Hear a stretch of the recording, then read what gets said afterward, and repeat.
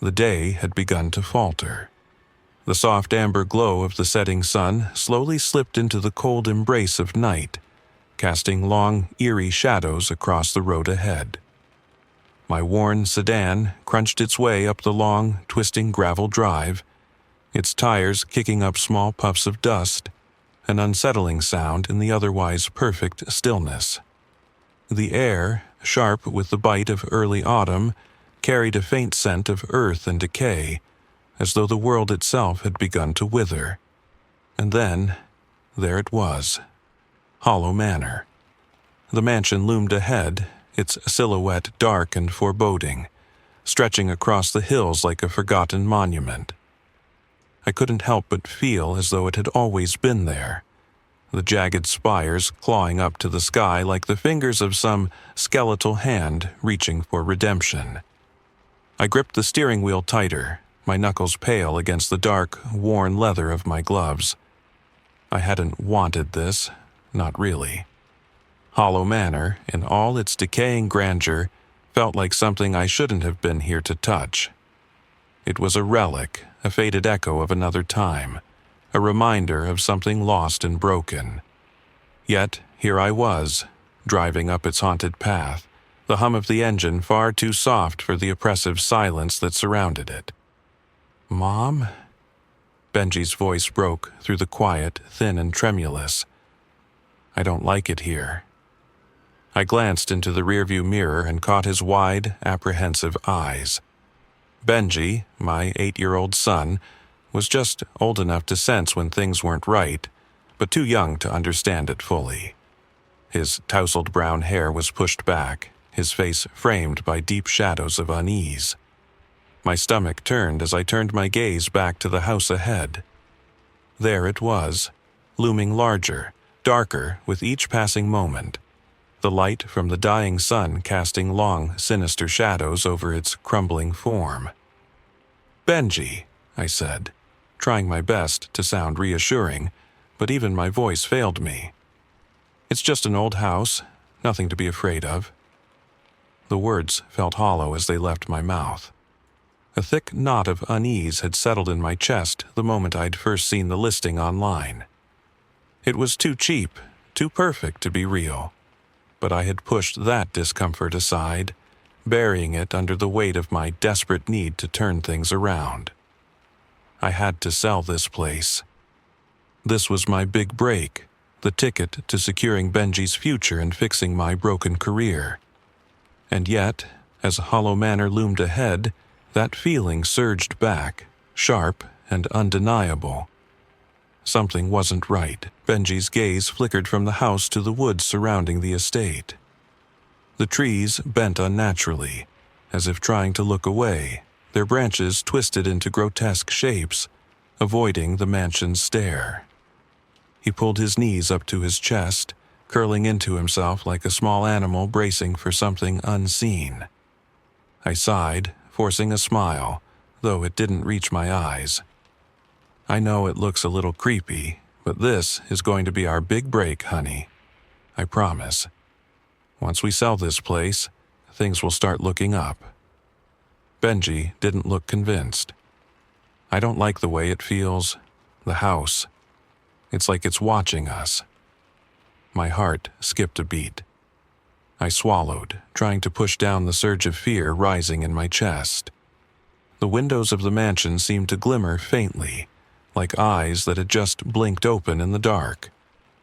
"Benji," I began, but my voice faltered when I noticed the strange light in the windows. It was as though the house itself was waiting for us. Watching.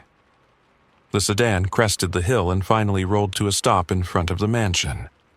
The tires crunched over the loose gravel, and the house before us was more imposing than I had imagined.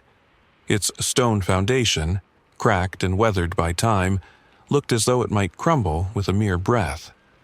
The once grand facade was now tarnished, draped in layers of rot and dust. The tall, arched windows stared down at us, empty and cold. The roof sagged, burdened by years of storms. Ivy climbed up the sides like veins, thick and gnarled, trying to reclaim what had been taken. The front door stood open, crooked in its frame, and for a moment I hesitated, staring at the gap as if the house itself was calling me in. Benji stayed motionless in the back seat, his eyes wide and unblinking. I could hear his breath catch, his chest rising and falling in shallow bursts. He wasn't just scared, he was terrified. Swallowing hard, I pushed open the car door and stepped into the cold, damp air. The gravel crunched underfoot as I moved toward the house, my breath misting in the air. The weight of the mansion pressed down on me, suffocating, like it had been waiting for me to arrive. There was something off about the silence, as if the house itself was alive, its very walls breathing in rhythm with me. I shook my head, trying to clear the thoughts forming in my mind. This was just an old house, nothing more. But even as I tried to dismiss the sensation creeping up my spine, I knew it wasn't just my imagination. The house was alive in a way I couldn't explain. Benji stayed behind, his eyes locked on the mansion. "Mom, I don't want to go inside." "I know, sweetie," I said softly, crouching down beside the open car door. "But we have to. It's just an old house. We'll be in and out, okay?" I forced a smile, but it felt fragile, like a thread that might snap any moment. "I'll be right here with you." Benji's lips quivered, his small body trembling. But he nodded slowly, and I could feel the weight of his fear pressing against me as I helped him out of the car. His hand slipped into mine like a lifeline. We were met by a heavy, stale breeze, carrying the faintest hint of decay. It was the kind of air that made your skin crawl, made your chest tighten as if it were too thick to breathe. I took a deep breath, pushing forward, trying to keep my focus. I had to sell this house. I had to make things right. But no matter how hard I tried, I couldn't shake the feeling that something in the air had changed. Something was wrong. Before we could reach the door, a figure appeared from the shadows of the porch. Mark, the contractor I'd hired, stepped forward with his tool belt hanging at his waist. His face set in that no-nonsense, pragmatic expression I had hoped would balance out my own mounting unease. "Well, here we are," he said, breaking the silence with a sharp voice, giving us a smile that didn't quite reach his eyes. Lisa noticed the same unease there. He was trying to shake it off, but it was there, just beneath the surface. The door creaked open on its own, as if the wind had pushed it. Inside, the house was dark, a vast emptiness that swallowed the light, the silence so deep, so oppressive, that it felt like the house was holding its breath, waiting for us to make the first move. I glanced at Mark, then back at the house, my heart thudding in my chest. The door was open, and I knew there was no turning back. I stepped toward the threshold, my hands clammy, the weight of my decision pressing on my shoulders. I had come here to change my life, to fix what had broken. But as my feet crossed the threshold, an overwhelming feeling of unease washed over me, and the question lingered, unanswered. Would the house let me? And as I crossed into its dark interior, the faintest of whispers seemed to curl around my ears, like the house was already speaking to me, welcoming me with an unseen hand. Welcome home. The door slammed shut behind us. I stepped into the mansion with a sense of unease, feeling the weight of the air pressing down on me the moment the door creaked shut behind us. The sound reverberated through the stillness like the sigh of some long-forgotten soul. I froze, my breath catching in my throat, as the silence that followed seemed to suffocate the very space around me. The scent of mildew and decay clung to the air, heavy and uninviting. It felt wrong. This place felt wrong. Mark, ever the pragmatist, stepped forward first. His boots echoed across the cracked wooden floor as he surveyed the room. "Damn, this place is a relic. Looks like it hasn't seen a soul in years," he murmured, His flashlight sliced through the gloom, revealing faded wallpaper peeling at the edges, the once elegant design now nothing but cracks and dust. The walls were streaked with dark stains, as if the house itself had wept from years of neglect. I glanced around, feeling a sharp prickling on the back of my neck. The room stretched high above us, an imposing cavern of dark, decaying splendor. The staircase curled upward into the shadows, its intricately carved rails now bent and sagging under the weight of time.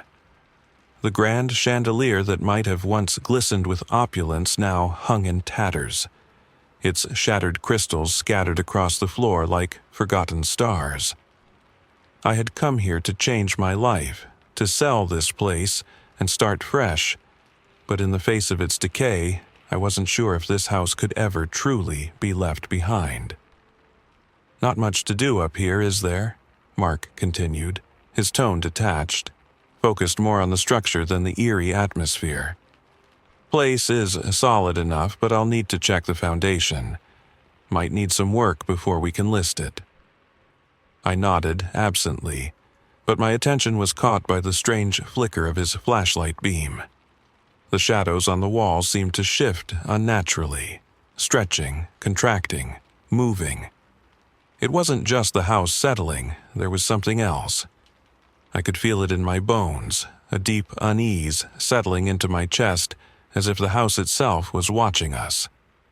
Benji tugged at my hand, his small fingers cold and trembling. His wide eyes were locked on something behind me, something I couldn't see. "Mom," he whispered, voice barely audible. "I don't like it in here. It feels wrong." My heart sank. I forced a smile, my voice strained as I tried to comfort him. "It's just an old house, sweetie. Dust and shadows, that's all." But even as the words left my mouth, I knew they were hollow. This house didn't just look old. It felt ancient, like it had been here long before us, watching, waiting for something. The air was thick, oppressive, like it was alive. Mark moved down the hallway toward the next room, his steps heavy as he called back over his shoulder. "You should check out the back rooms, too. If you're serious about selling this place, you're going to need a full tour. We might even find some salvageable pieces." I hesitated, my eyes lingering on the dark staircase. There was something about it, something, that made me want to turn back. The upper floors were draped in shadow, but I felt an undeniable pull, like the house itself was calling me, urging me forward. Mark's footsteps groaned on the stairs, bending beneath his weight as he climbed to the second floor, the sound of the steps like the creaking bones of an ancient creature.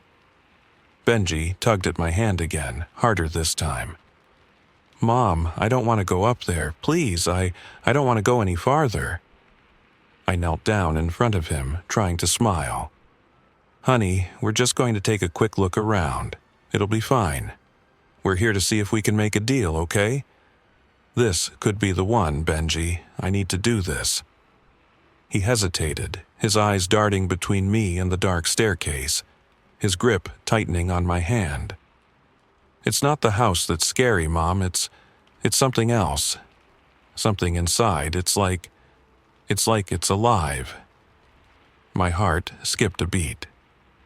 I swallowed hard, trying to shake off the creeping feeling that clung to me like a shadow.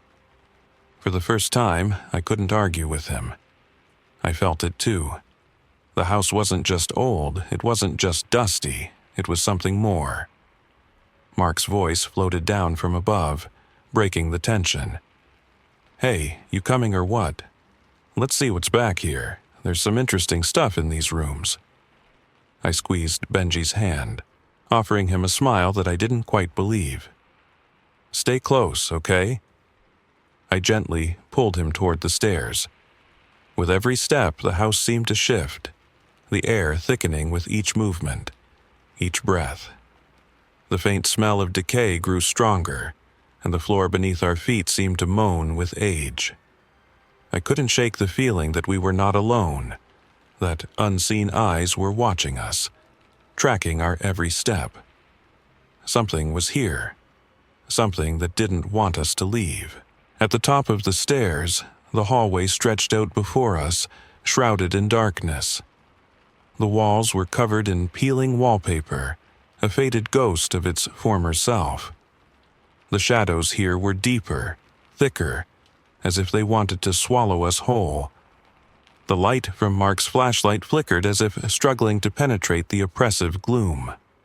The door to a room on the left stood slightly ajar, the air heavy with a strange, musty odor that made my stomach twist in discomfort. Benji's grip tightened on my hand. "Mom, I don't want to go in there." I paused, looking down at him. His face was pale, his eyes wide with fear. He wasn't just frightened, he was terrified. I felt the same gnawing fear crawling up my spine, but I couldn't turn back. I couldn't leave without seeing this through. I pushed the door open with a groan, the sound echoing through the stillness of the house like a warning. Inside, the room was larger than I expected, with high ceilings and a massive stone fireplace, long since cold. Broken furniture cluttered the space. Chairs with missing legs, an overturned vanity, and a dusty rug that might have once been luxurious. Time had stopped here, everything coated in layers of dust and cobwebs. But it wasn't the furniture that caught my attention. It was the walls. The room was lined with shelves, and on those shelves were books, thick, leather-bound tomes, their spines cracked and worn. But it wasn't the books that made my blood run cold. It was the strange markings that covered the walls. At first, they seemed like random scratches, but the more I looked, the more I realized they formed patterns. Twisted, jagged, indecipherable. Symbols that made my head ache just trying to comprehend them. Suddenly, the room felt colder. A low hum vibrated through the floorboards. So faint at first, I almost thought I imagined it. But then the sound grew louder. A tinkling melody, a music box, echoed through the room, sweet yet twisted, as if it had been playing for years, waiting for us to find it. Benji slipped his hand from mine. "I don't like it here, Mom. Please, let's go." I didn't answer him. I was too caught in the pull of the room, the way the air seemed to thicken around us. The music. It was coming from somewhere deeper in the house, from the very bones of the house itself. Just as I thought I might turn and leave, I heard it. A whisper, faint and distant, almost like a thought. "Stay." I froze. Benji tugged at my arm, his voice trembling. "Mom, we need to go now." I snapped out of my trance, my heart racing. I grabbed Benji's hand, pulling him toward the door. But as we turned to leave, the door slammed shut behind us with such force that the house shuddered. The music box was still playing, its notes twisting and curling into the very air around us. "Stay," the house seemed to whisper once more. And in that moment, I realized the truth. Hollow Manor was no longer just a house. It was a living, breathing thing. And it wasn't going to let us leave. The door slammed shut behind us with a force that rattled the walls. The sound echoed through the air, a shockwave of cold that shot straight into my chest, freezing my breath. My heart thudded painfully in my ribcage as I turned back toward the room we had just fled. My breath came in shallow bursts, too quick and too panicked. The silence that followed pressed in on us, thick and suffocating, like the house itself was holding its breath, waiting for us to make the next move. "Mom?" Benji's voice trembled beside me, small and fragile, his hand gripping mine with a desperation I couldn't ignore. His tiny fingers felt cold and clammy against my skin, and I could feel his heart racing in his chest, frantic and terrified. "I don't want to be here. Please, let's go home." I swallowed hard, my throat dry, but I didn't know what to say. I didn't have the answers for him. This house, this place, felt so wrong. The weight of it pressed down on me, stifling, as if the very air was thick with something evil.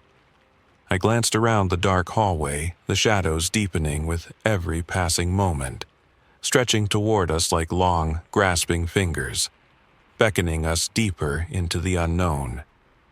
The hallway seemed to bend and curve into endless darkness, the walls bowing inward like the house itself was shrinking.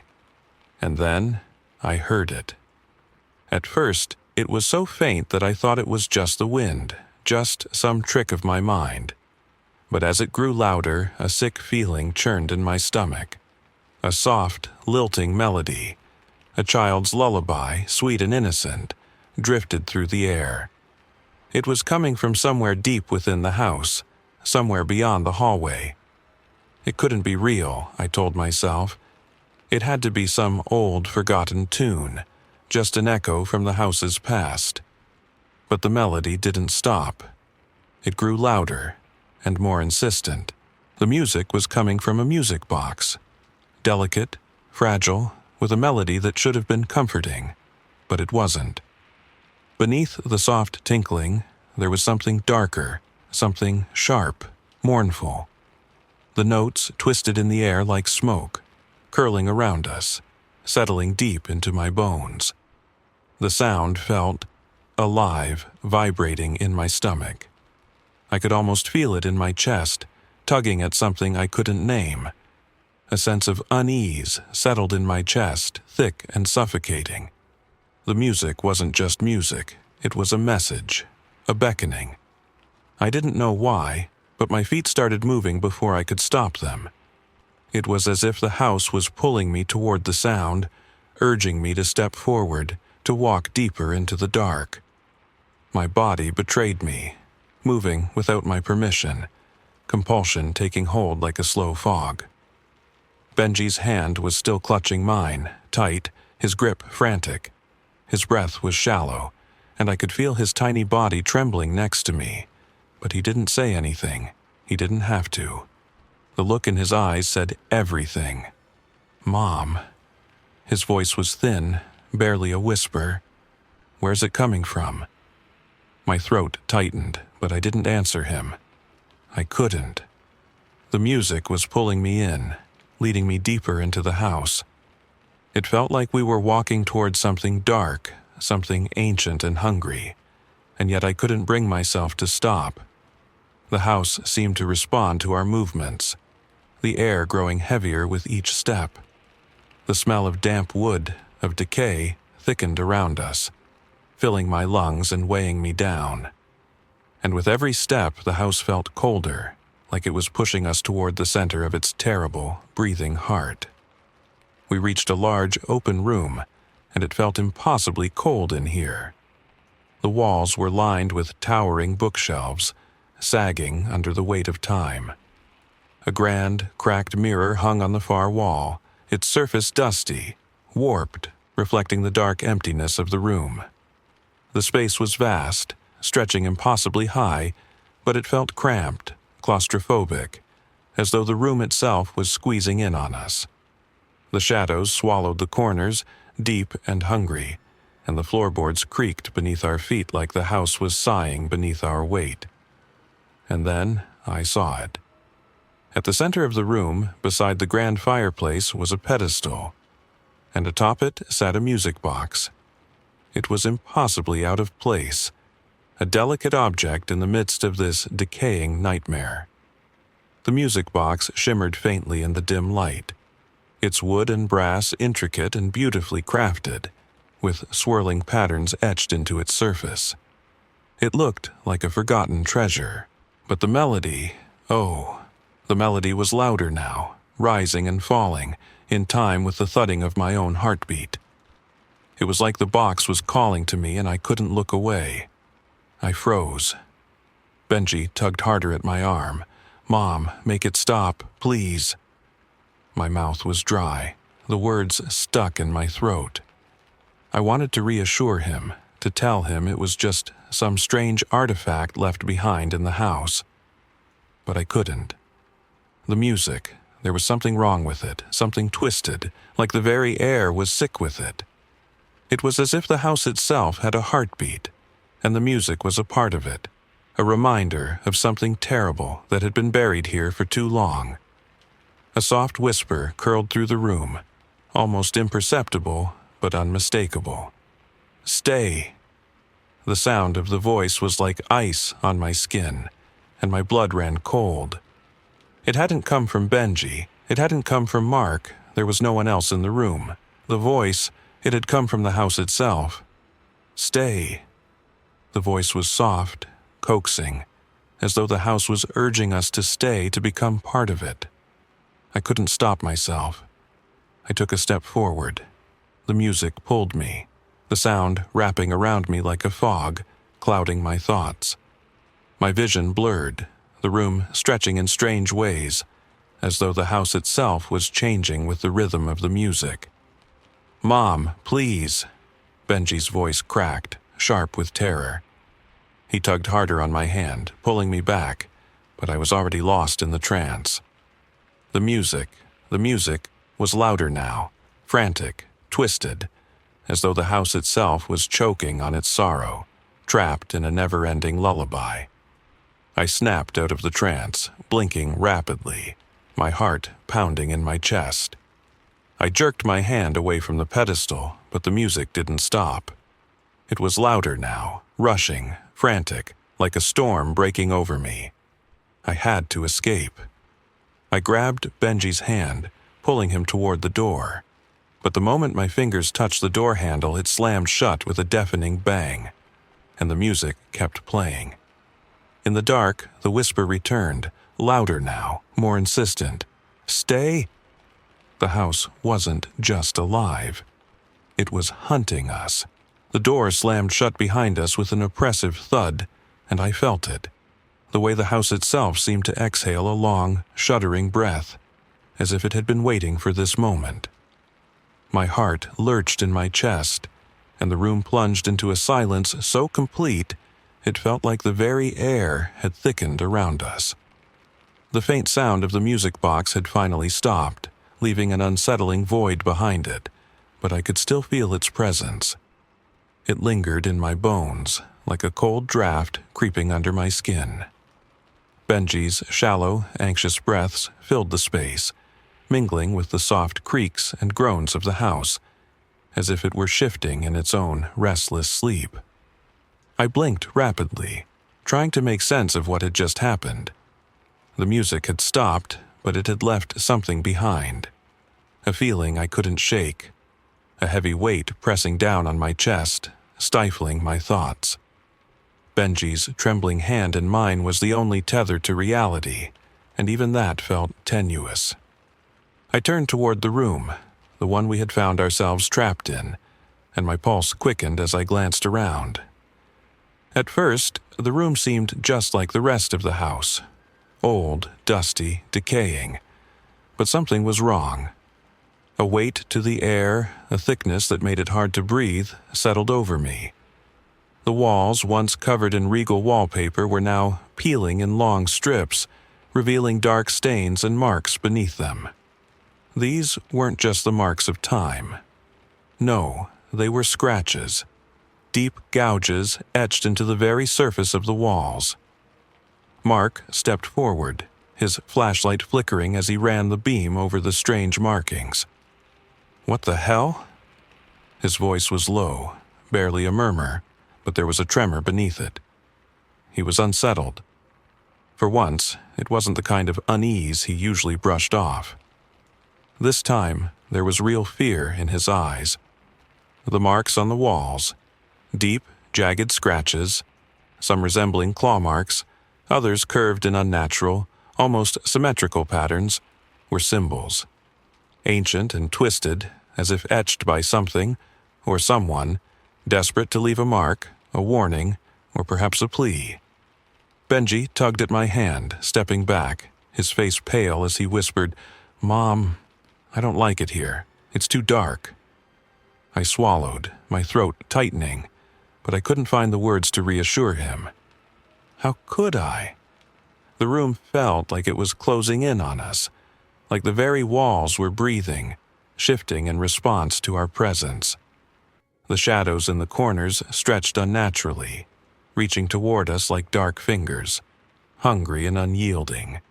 The floorboards creaked beneath our feet, as if the house was protesting our intrusion. But it was the fireplace that caught my attention. A large stone mantel, cracked and ancient, sat at the far wall. The hearth, long abandoned, was cold to the touch, yet there was something about it that felt alive. I couldn't explain it, couldn't name the sensation, but as I stepped closer, the hairs on the back of my neck stood on end. The cracks in the stone seemed too deliberate, too intentional, as though they were made to guide me, to pull me closer to something hidden. Mark must have been reading my mind because, with a low curse, he moved toward the hearth. He crouched down, shining his flashlight into the soot-filled void. His fingers brushed against the stones, and for a moment I thought I heard a faint scraping sound, almost like a whisper. I moved closer, compelled by the urgency I couldn't explain, until I was standing beside him, staring into the empty space. Without warning, the stones shifted. A low rumble filled the room, the sound of grinding stone echoing through the chamber. My breath caught in my throat as the fireplace seemed to collapse inward, revealing a narrow passage hidden behind the stone. The walls of the passage were rough-hewn, the air in the tunnel stale, thick with the smell of ancient dust and decay. "What is this?" Mark whispered, his voice thick with dread, the beam of his flashlight flickering erratically. Did anyone know this was here? I shook my head. I had come here to sell the house, never imagining it would lead to something like this. But deep down, a gnawing realization began to take root in my stomach. This house wasn't just a house. It wasn't a relic of the past, a forgotten mansion. No, it was a prison. A prison for something far darker than I had ever imagined. Benji clung to me, his eyes wide with terror. "I don't want to go in there, Mom." "I know, honey," I whispered, squeezing his hand tightly, "but we have to. We need to find out what this is." My voice sounded so small, so fragile, even to my own ears. I didn't know why I said it, didn't know why I felt this strange, undeniable pull to move forward. But something inside me urged me on. A sense of necessity, of urgency, twisted my gut and set my nerves on edge. I had to know what was in there. We had to understand what this was. The passage was impossibly narrow as I stepped forward, Benji's small hand tugging at mine as if he could pull me back. But I didn't stop. I couldn't stop. Mark followed close behind, his flashlight casting strange shadows along the walls. The passage sloped downward, the air growing colder with each step.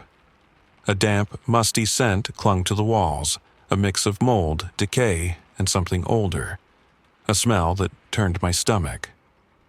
We reached a chamber, low and claustrophobic, its stone walls slick with moisture.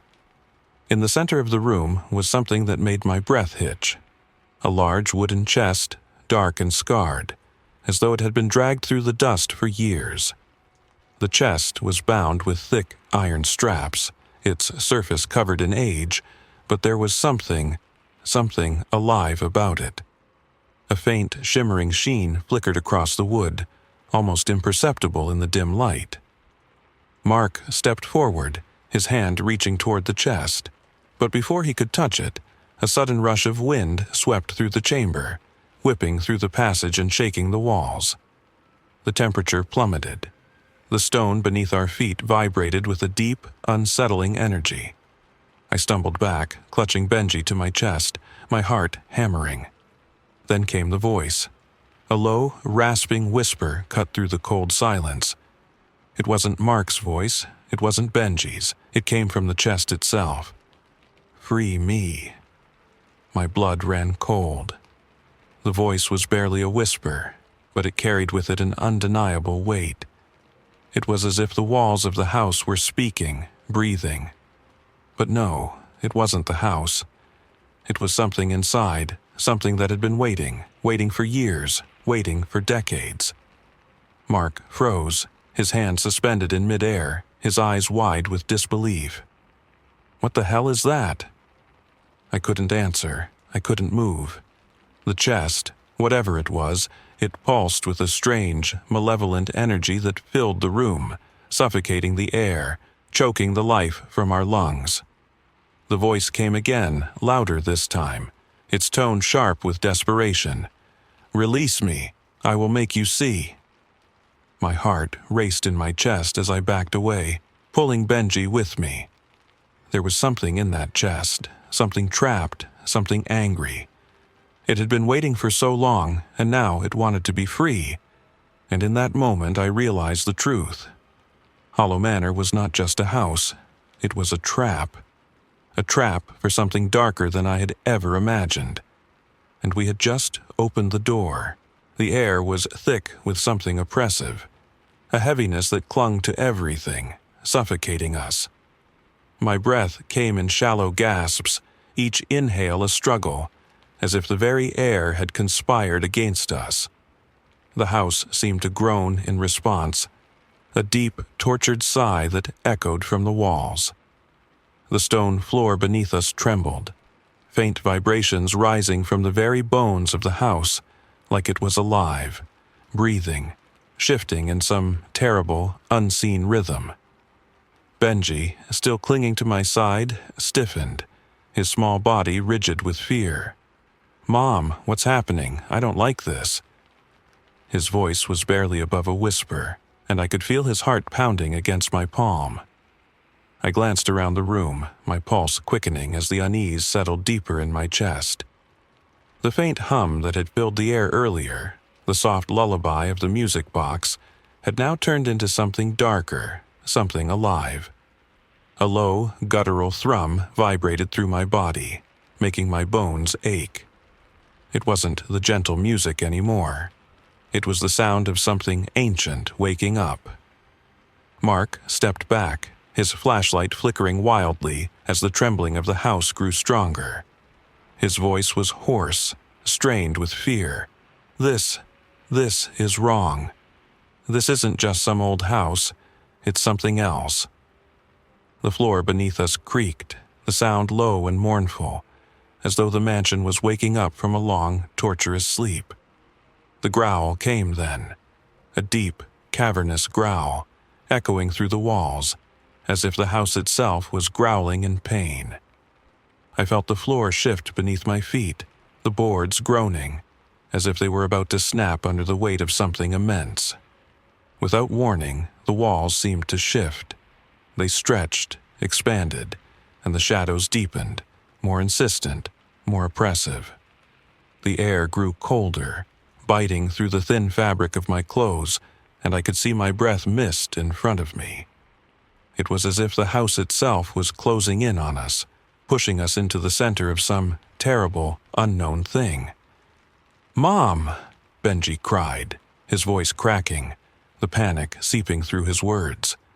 His small fingers dug into my arm as he tugged at me, desperate to pull me away from whatever was happening. "Please, I don't want to be here. It's too much." My heart pounded in my chest, but my feet wouldn't move. I couldn't look away from the walls.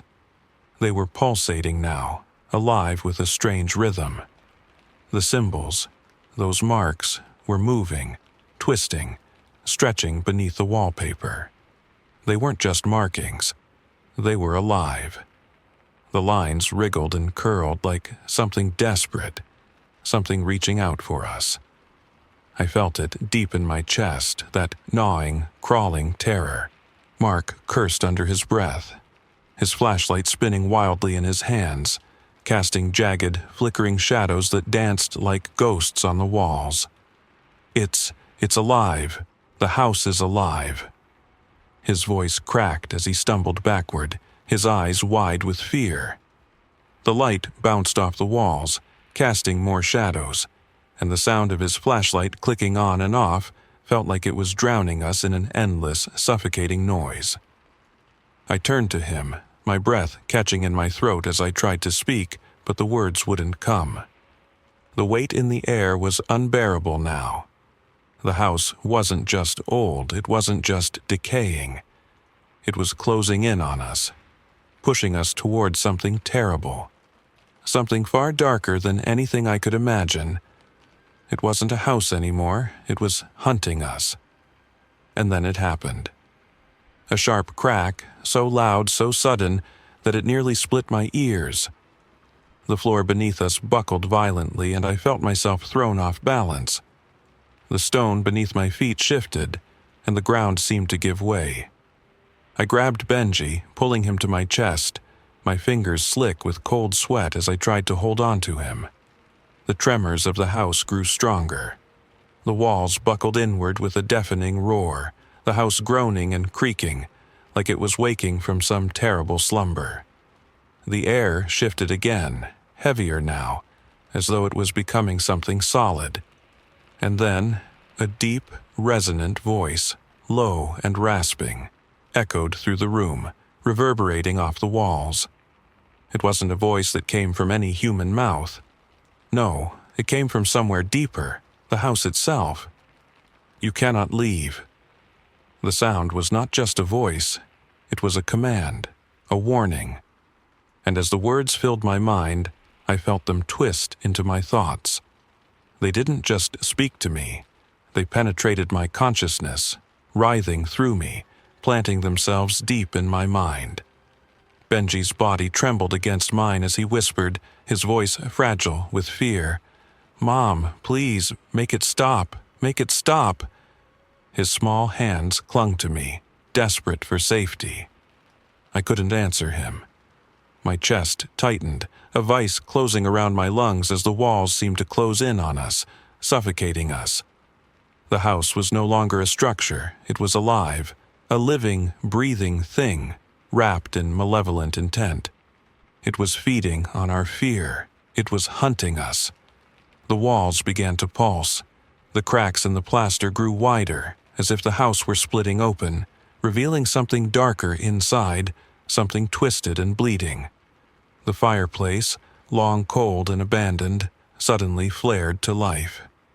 The flames erupted in a violent, unnatural burst, black and red, curling up toward the ceiling like hungry tendrils, licking at the air around us. The fire was alive. It reached for us, as though the house itself had awakened to feast on our terror. "Mom!" Benji's voice cracked, and in that moment the truth hit me like a freight train. The house wasn't just trying to trap us. It wasn't just trying to keep us here. It wanted to consume us. It wanted to devour us, keep us here in the dark, in its heart, forever. The flames roared louder, crackling like some ancient beast, their heat bearing down on us, suffocating, burning, searing. Mark staggered backward, his face pale as he reached for the door, but the moment his hand touched the handle, the house screamed in fury. The door slammed shut with a finality that twisted my stomach. "We're trapped!" Mark shouted, his voice rising in panic. He tried to force the door open, but it wouldn't budge. The air around us thickened again, and the house groaned in response to his struggle, like it was watching him, savoring his panic. "You cannot leave!" The voice came again, louder, more insistent. The walls trembled again, the entire room vibrating beneath our feet, as if the house were pushing us toward the center of its being, the hearth, the fire, the heart of its terrible awakening. The house was alive, and it was closing in on us. It wasn't just a house anymore, it had become a thing, an entity, and it wouldn't let us go. Benji sobbed, a sharp, terrified sound that cut through the thick, suffocating air. I dropped to my knees, pulling him into my arms as the wall shook, the flames at the hearth reaching higher, stretching toward us like a great, ravenous mouth. "You are mine," the voice whispered. The walls seemed to fold in on themselves, the flames shrieking as they stretched toward us. And I knew it, without a shadow of a doubt, the house was alive. It would never let us leave. But just as I thought the world would collapse around us, Mark's voice broke through the suffocating terror. "It's not the house," he gasped, his voice hoarse and strained. "It's the spirit inside it, the murderer, the man who built this house." The walls cracked open further, and everything inside me froze as I tried to process his words. "The spirit?" "Yes," Mark shouted, his eyes wild. "The house was built with cursed wood, soaked in blood, his blood. He trapped his soul here, in the walls." And just as the house seemed ready to swallow us whole, a single thought blazed through my mind. The curse, the murderer, there was a way out. But the house wasn't going to let us leave without a fight, and it was a fight we would have to win. The walls of Hollow Manor trembled around us, groaning and cracking like the bones of something ancient, something dying. The air, thick with malevolent energy, clung to my skin, making it hard to breathe. Every breath felt like a struggle, my chest constricting, fighting against the weight of the house itself. Beneath my feet, I felt the pulse of the house, relentless, like the slow, rhythmic beating of a beast's heart, and as if that rhythm was echoing through the very marrow of my bones. And then, a voice, cold and cruel, cut through the heavy silence. "You cannot leave. You belong to me now." Benji, still clinging to me, stiffened, his small body trembling against mine. His soft sobs, muffled by my chest, were all I could hear aside from the horrific growls and groans of the house itself. His terror, raw and real, was coursing through him, just as it was through me. The flames in the hearth reached higher, their twisted, hungry tendrils curling into the air like living snakes, each flicker of fire scorching the very atmosphere. But the fire wasn't natural. No, it was born of the house itself, burning with a twisted hunger. A hunger that was growing, feeding. Mark was backing away from the door, his hand gripping the handle, trying desperately to open it, but it wouldn't budge. His breath was ragged, his eyes wide with fear. "This place, it's not just a house, is it?" he muttered under his breath, more to himself than to anyone else, but his words hit me with the force of a sledgehammer. "What do you mean?" I demanded, my voice hoarse, barely above a whisper. Mark turned to face me, his face pale, eyes wide in terror, and for the first time, I saw the depth of fear that had taken hold of him. "It's not just the house," he repeated, his voice cracking under the weight of the truth. "It's him, the man who built this place, the murderer who trapped his soul in the walls." The air seemed to grow colder, the temperature plunging as the room around us seemed to darken further. The shadows deepened, swallowing the light, and I could barely see Mark's face, just the flickering of his flashlight. But I could feel it, the weight of his words, the heavy, suffocating truth settling in, wrapping itself around my mind like a vice. Benji's voice was a soft whisper, almost lost in the sound of his own tremors. "Mom, what's happening? Who trapped their soul in the walls?" I didn't answer him right away. I couldn't. I was still trying to understand what Mark had said. The weight of it, the horror of it, was so much to take in. The air felt alive, pressing in on us from all sides, and I could feel the house pulsating beneath my feet. A rhythmic throb, like a heartbeat in the very bones of the mansion, sent tremors through my entire body. Mark took a deep, shuddering breath. His eyes never left the flickering flames in the hearth. "The man who built this house. His name was Edward Holloway," he said, his voice a strained whisper. "He was a murderer.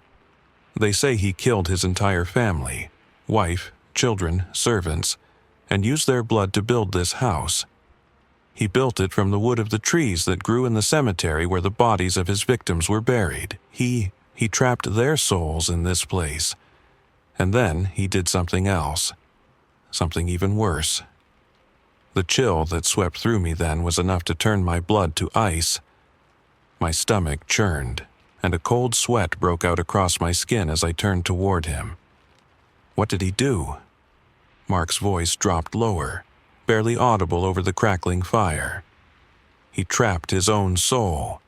He wanted to live forever. So he used the wood, the cursed wood, and bound his soul to the very foundation of this house. He became part of it, part of the house. My world spun, the room blurring around me as Mark's words crashed through my thoughts. I staggered back, clutching Benji tighter to my chest. My mind raced, struggling to comprehend the sheer horror of what Mark had just said. So the house itself is alive? I asked, my voice trembling. Mark nodded grimly, his face pale. Yes, the house is alive, but it's more than that. It's his soul.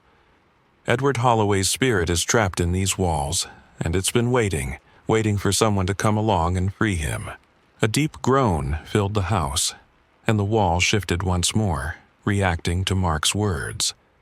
The flames in the hearth roared louder, the heat unbearable, as if the house itself were awakening to its true nature. My breath caught in my throat as the temperature rose, pressing down on my chest. And then it came. That voice. That terrible voice. Free me. The words pierced my mind, sinking deep into my soul.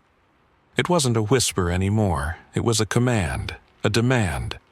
The house itself seemed to pulse with life, the walls vibrating with the intensity of the spirit trapped inside, and I could feel it in my very bones. Mark's face twisted with fear, and he stumbled back, the light from his flashlight flickering wildly in his hands.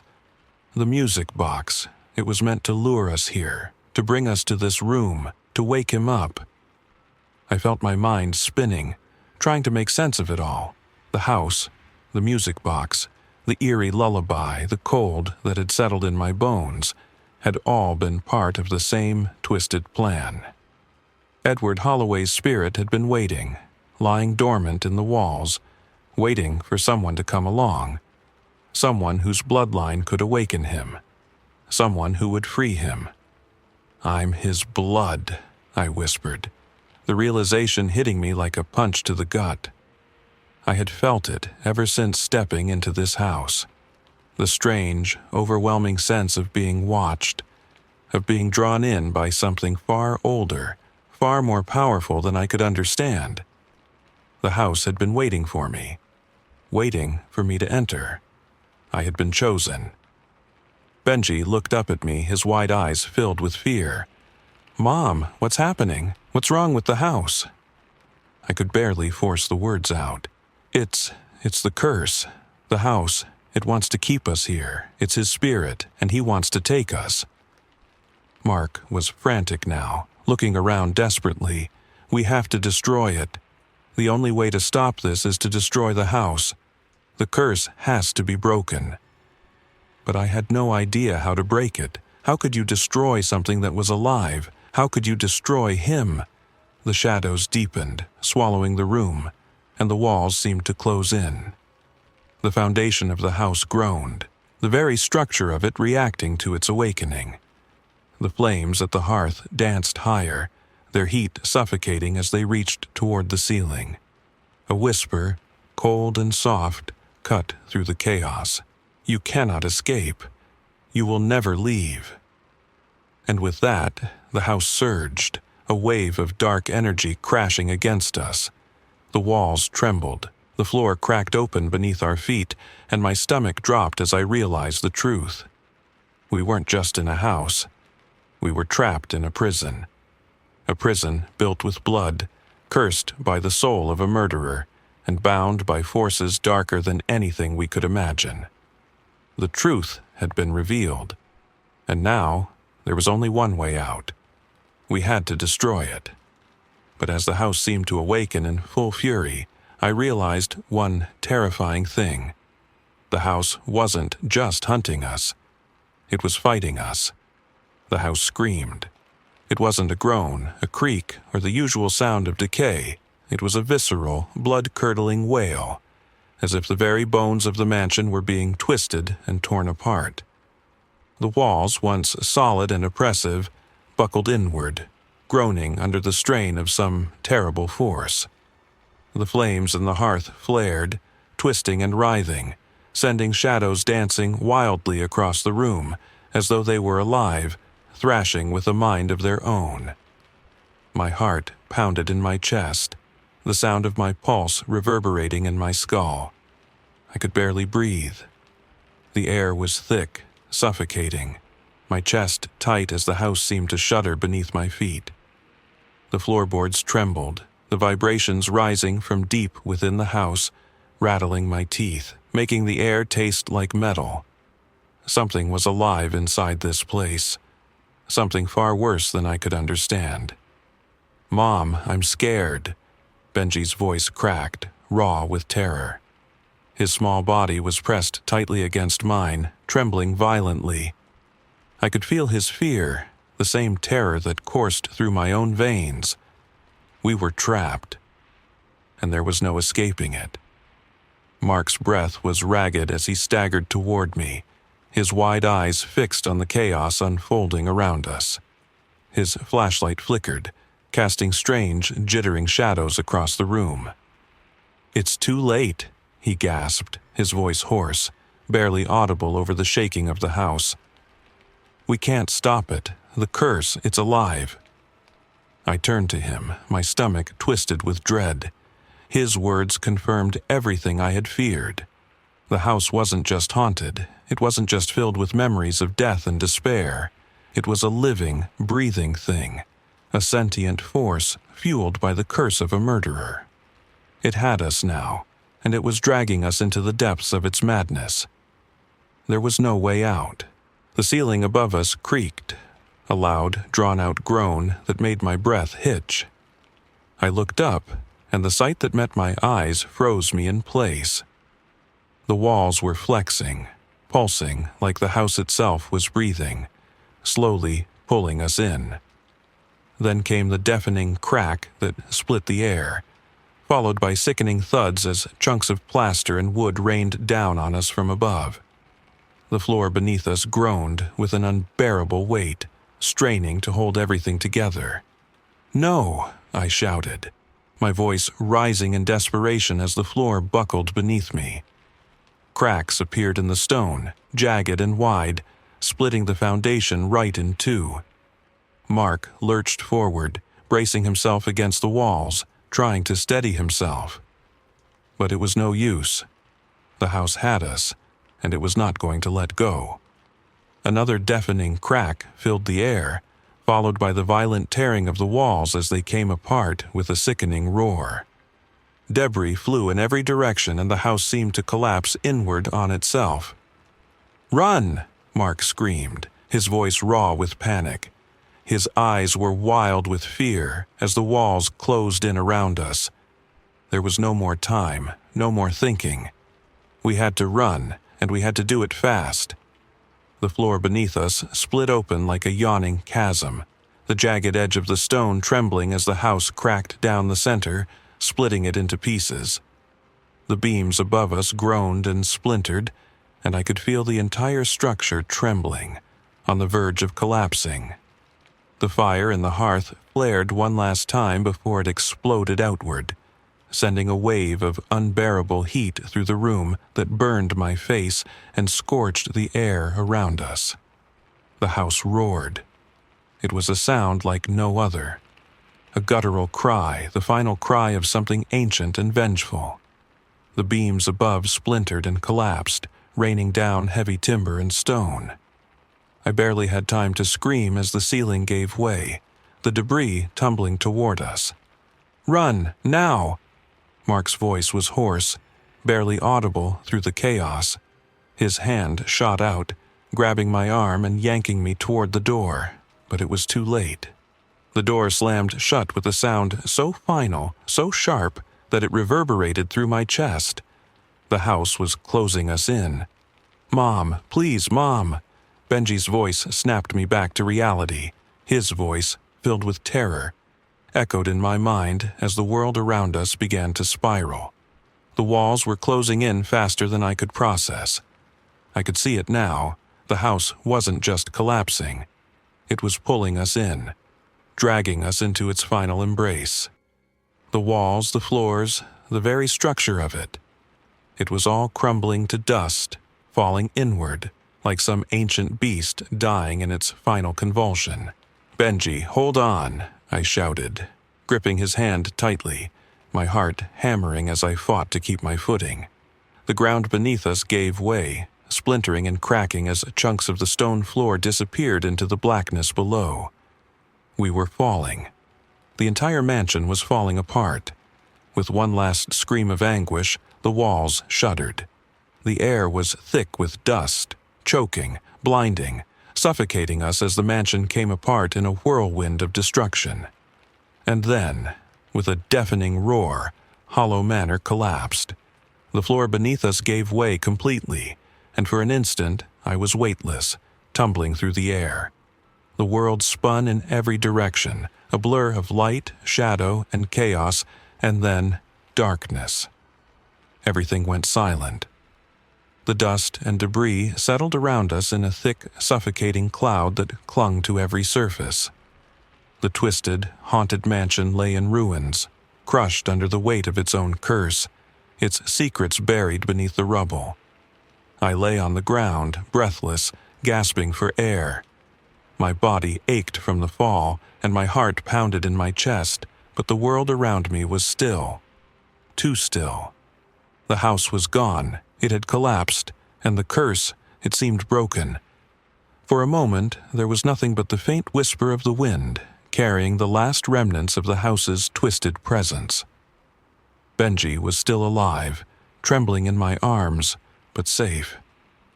Mark was beside us, his face a mask of exhaustion and disbelief, but his eyes were alive. Terrified, but alive, we had survived. Against all odds, we had escaped Hollow Manor. I looked around, the broken remnants of the mansion scattered like discarded bones. Nothing was left of the once grand house. Only dust, ashes, and the slow grinding silence of its death remained. But even as I tried to catch my breath, a nagging feeling gnawed at me. A sense that we hadn't truly escaped, that something was still waiting. And just as I turned to leave, something caught my eye. A faint, unnatural glow. One single brick, half buried beneath the rubble, flickered with a dull, sickly light. The curse had not truly ended.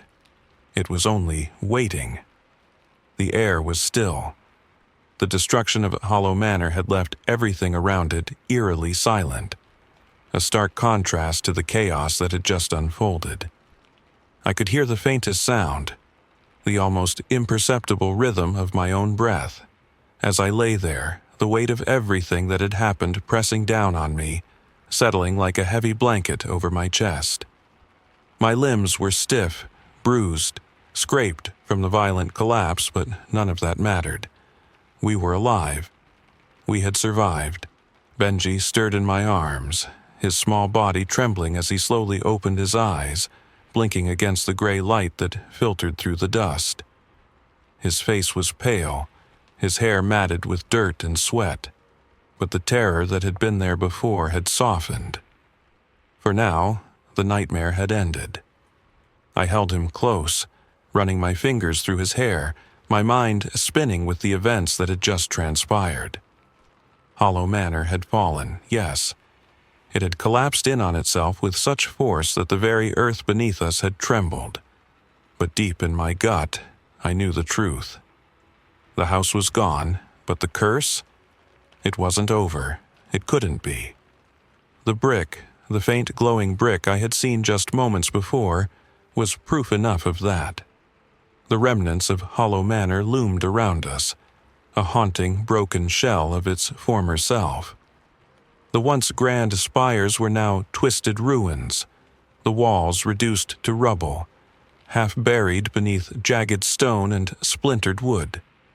What had once been an imposing, decaying mansion was now just a heap of destruction.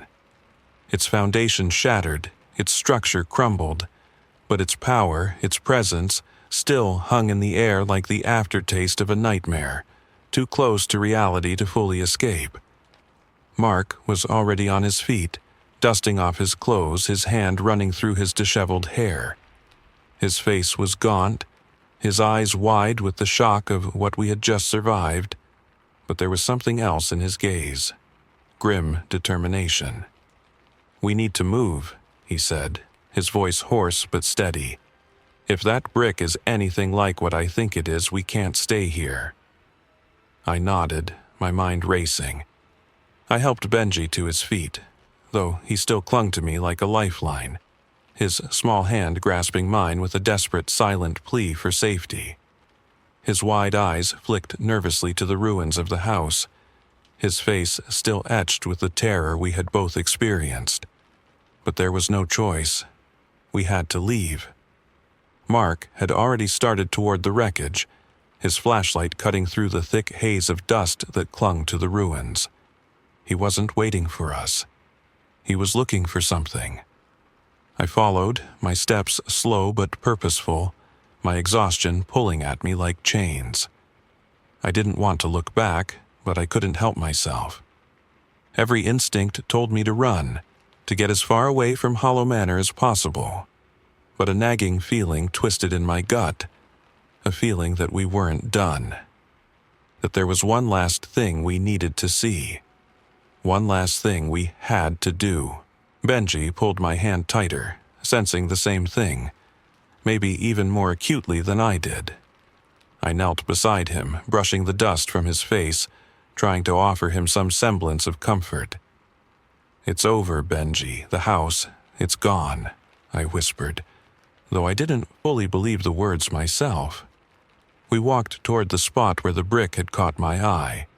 The remains of Hollow Manor's foundation still stood like jagged teeth in the dirt, fragments of stone and rubble scattered across the land like the broken pieces of a forgotten dream.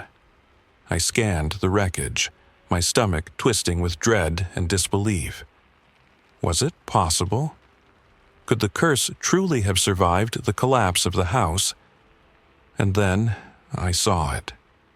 Half buried beneath twisted beams of wood and shattered stone, the faint, sickly glow of a single brick flickered in the shadows.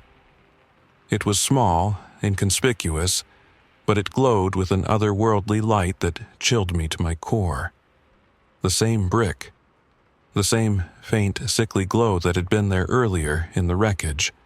The last vestige of the house's twisted soul. Mark, who had been circling the ruins with a tense, guarded expression, paused when he saw it. His eyes narrowed as he made his way toward the glowing brick.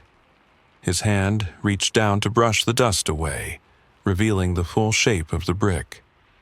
It was unlike any other brick around it, its edges smooth, almost polished, as if it had been carefully crafted, and the faint glow seemed to pulse with a slow, rhythmic beat, like the dying heart of the house. "No," Mark breathed, his voice barely above a whisper. "It's not over." My heart dropped into my stomach as I watched Mark's hand hover over the brick. The glow intensified, the light flickering like a heartbeat, pulsing, drawing us in, as if the brick itself was calling to us. The house wasn't just alive, it was waiting. Waiting for something, waiting for someone, to awaken it again. I could feel it then, the heavy, suffocating presence that still clung to the air. The mansion may have fallen, but the curse had not been destroyed. The evil that had been bound within its walls, woven into the very foundation of the house, was far from gone. It was trapped, buried beneath the rubble, but it was still there. Mark turned toward me, his expression grim. This is just the beginning. The spirit of the murderer, he is still here. And if we don't destroy this, I finished his thought with a quiet certainty. It will never end. We couldn't stay. We couldn't even touch the brick. The curse was too powerful. It had seeped into the very bones of the house, twisting its foundations and binding itself to the land. The house had been destroyed, yes, but the remnants of its evil had survived. And if we didn't stop it now, it would never let us go. I looked down at Benji, his eyes wide, filled with the same fear I felt. His small hand still clung to mine as if his grip could protect us from the evil that still lay buried in the earth. "We need to leave. Now," I said, my voice cold, tight with the weight of what we knew. Mark didn't argue. Without another word, he turned, leading us away from the cursed brick, the ruins of the house still looming like a dark shadow in the distance. The world around us was quiet. Too quiet. Hollow Manor, in all its dark, twisted grandeur, was gone, its foundations crumbling to dust beneath the weight of its own curse. But the evil had not been fully vanquished. It was still here, in the land, in the very air we breathed. I kept walking, my body heavy with exhaustion, my mind torn between the desperate need to escape and the nagging, terrifying knowledge that Hollow Manor would never truly be gone. And as I took each step away from the ruin of the mansion, my eyes glanced back just once, to where the faint glow of the brick still pulsed in the distance. The curse had not ended. It had only just begun. And somewhere, deep within the earth, the spirit of Edward Holloway was waiting. The sky was dimming, the last traces of daylight slipping beneath a veil of clouds as we trudged silently across the desolate land. Behind us, Hollow Manor's ruins stretched out like a broken monument to a nightmare we'd barely escaped. The air felt thick, suffocating almost, as if the earth itself had absorbed the malice that had once lived within those walls. Benji's hand was still tightly clutched in mine. His small fingers were pale and trembling, but he had stopped crying. His eyes, wide and vacant, looked lost, as if the horrors of the last few hours had drained him of all emotion. It was as if the terror had taken more than just his voice. It had stolen the ability for him to even process what had happened. The silence around us was almost deafening, and the sound of our footsteps was the only thing breaking it. Mark was a few paces ahead, his eyes scanning the horizon, his face grim and set in a silent expression I knew too well. He didn't speak, but I could feel the unease in him, the same nagging feeling that was clinging to me, a weight I couldn't shake. We had left the house behind, yes. We had escaped, but there was something between us, unspoken, that we all felt. The curse wasn't truly gone. Not yet. I tried to push the thought away. We had survived. That's what mattered. Hollow Manor had collapsed, Edward Holloway's vengeful spirit buried beneath the earth. It was over, wasn't it? But the distant flicker of that faint, unnatural glow, the one I'd seen beneath the rubble, still lingered in my mind. It had called to us. Even now, in the quiet of the night, I could almost feel its pull, like an invisible tether keeping my eyes drawn back to the wreckage. "I don't like it," Mark muttered, breaking the silence with a voice raw from exhaustion. His words cut through the stillness. "It's not over. That place, it's still alive. We barely survived, and it's not done with us." I swallowed hard, my throat dry, but I forced the words out. "We have to be done with it. There's nothing left there. The house has collapsed. We're safe." Even as I said it, doubt gnawed at me. Were we safe? The land around us was still, the quiet too complete, almost as though the earth had been drained of sound. The wind, which had been so strong earlier, had vanished, leaving behind an oppressive calm. The trees that bordered the property stood like silent sentinels in the growing dusk. Everything felt off. The world around us had changed, as if the curse had seeped into the land itself. Benji tugged on my hand, his voice quiet and hesitant. "Mom, look." I followed his gaze, my heart leaping into my throat as I saw it. Just on the edge of the property, near where Hollow Manor's foundation had once stood, something glimmered faintly, A soft, eerie light pulsed in the dirt. At first, I thought it was just a trick of the fading light, but no, there it was. The faint glow of a single object, half buried beneath the earth, gleaming like a warning in the twilight. Mark stopped in his tracks, his breath catching as he turned to look at it. His face went pale, and for a moment, it was as if all the color drained from his features. No, it can't be. I felt my pulse quicken. What is it? What's glowing? But I already knew. My gut told me everything I needed to know. The house was still here. It was waiting. Benji stepped forward, his small feet dragging in the dirt, his eyes fixed on the light. It's like the brick, the one that was glowing before. It's still glowing, Mom. His voice was barely above a whisper, a note of fear creeping into his words. My body froze, a chill running through my veins. The realization hit me like a blow to the chest. The mansion had collapsed, yes, but the evil that had been trapped inside, Edward Holloway's spirit, hadn't been destroyed. It had fled. It had found another way. The curse that had bound it to the walls, to the foundation, was still alive. It was still reaching out. It had left a piece of itself behind. Without a word, Mark turned, his footsteps heavy as he moved toward the glow. I followed, despite every instinct telling me to turn and run. Benji clung to my side, his small body shaking as we approached the glowing object. His fear was palpable, almost tangible, as if his very presence sensed the danger lingering beneath the surface of this place. The light grew brighter as we drew closer, and my breath caught in my throat. The ground here had been disturbed, the soil turned up and scattered across the earth, as though something had been unearthed. And there, glinting in the dirt, was a brick, exactly like the one we had seen before, the one that had glowed in the ruins of the house. But now it was different. Its edges seemed sharper, more defined, and the light it emitted was stronger, more insistent, like a heartbeat pounding in the dark. Mark knelt down, his fingers trembling as he reached toward the brick. "We can't let it stay here," he said quietly, but his voice was thick with fear of the truth. "If we leave this, it won't end.